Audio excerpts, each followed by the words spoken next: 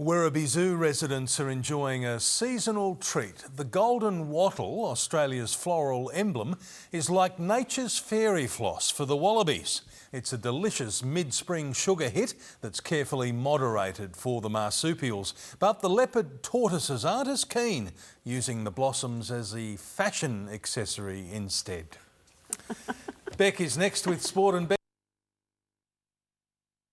A smaller helper and a louder helper here with me with the forecast tonight, but the wet weather will not hit until tomorrow evening, so expect a bit more sunshine to finish up the weekend. I'll have all those details right after the break with my new little friend.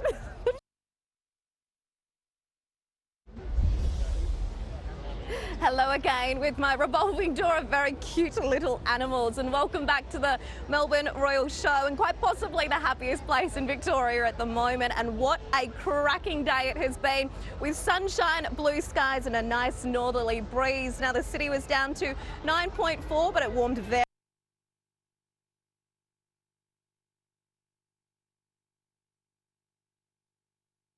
dark. But check out some of the cute kids I got to meet earlier. After more than a century, the Melbourne Royal Show still manages to keep things fresh to bring out the kid in everyone. The showmanship of pygmy goats, one of multiple new attractions with more than 30 entries across all ages. We get new breeds coming through and new ideas, but anything that brings a new cohort of people here to fall in love with showing animals at the Melbourne Show. Leading their mini four-legged farm animal through an obstacle course. Walk their goats, their presentation of their goats and themselves as, their attire and everything. The competition's debut promised agility. We've been showing them and learning how to stand. And took a lot of patience. They're very similar to a toddler crossed with a cat. I love that. If I could have 10 of them, I would. These shadowy characters are the stars at our newest tourism hotspot, where the crowd is happily kept in the dark. No spotlight and no camera flashes for the St Kilda Penguins' debut viewing, up close and personal. We've seen them at Phillip Island, but it's nice to see them here swimming around. The crowd also seeing other nocturnal residents of the pier. Tickets are free, Mitch, but they're already fully booked until at least March. Very popular. I could barely make it out.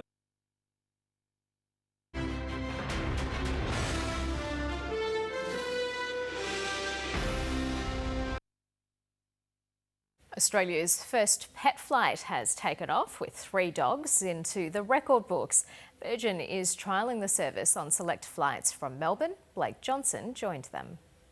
176 people and 3 dogs were on board this history-making flight from Melbourne to the Gold Coast, the first flight in Australia to allow pets on board. This is Bambi. We also had Polly and Monty tucked away inside their cable-tied carriers. She goes on the floor under the seat just in front of me where my feet are, and she stays there the whole time. A quick pit stop outside the terminal was the last time they're allowed out until we reach the Gold Coast more than 2 hours later. 4 pets are allowed per flight, cats and dogs only, maximum 8 kilograms including the carrier.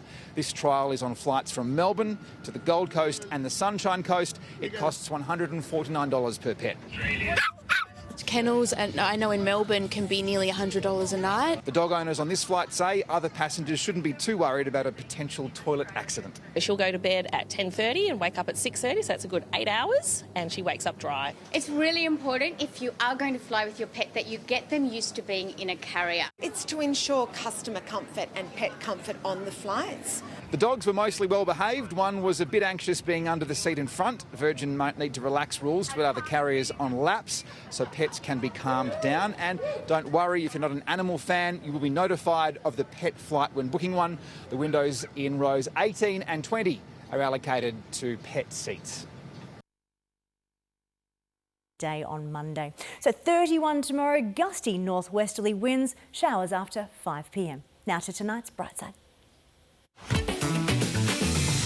An open day may have found some perfect matches. Hello, darling. The Cat Protection Society opened its shelter for a seniors' morning tea and tips on cat care. We encourage cats to be indoor or contained to properties. The visitors found some new feline friends, and hopes are high for the residents to find new homes. The society has 48 cats and kittens available. Night's bright side. Having trouble getting your ducks in a row? Spare a thought for this rapidly growing Albert Park family. The busy brood of 28 ducklings has park regulars scratching their heads. The parents started out with around a dozen youngsters, but Australian wood ducks, also known as Maine ducks, are known to adopt other parents' hatchlings. So let's see if 28 is enough for these very determined parents. Check out this extraordinary effort to X-ray an emu. Ready? X-ray. Blinky needed the checks at Hillsville Sanctuary because of a worrying limp, and he took it all in his stride. He was really patient with us. It takes time to figure out if you've got the right angles. Blinky needs to be in top shape as he's a doting dad side.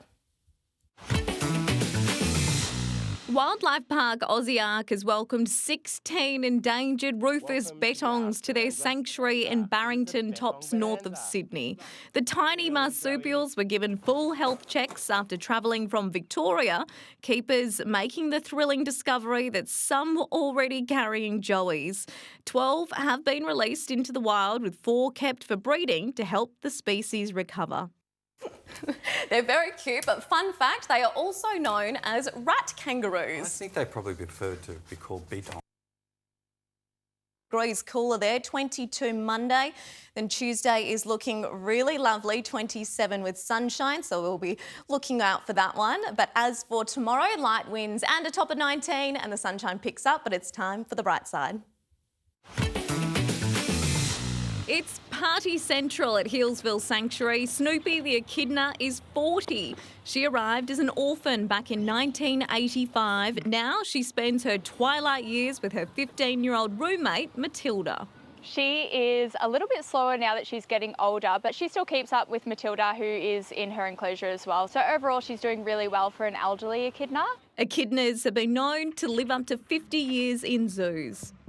Happy birthday, Snoopy, from all of us. A bit prickly like you, Theo. I was going to say old as well. Well, I think they're the same age. We've got the same hairstyle. Yeah, thanks, Theo. Thanks, Tara. Well, that's 7 News for this Tuesday.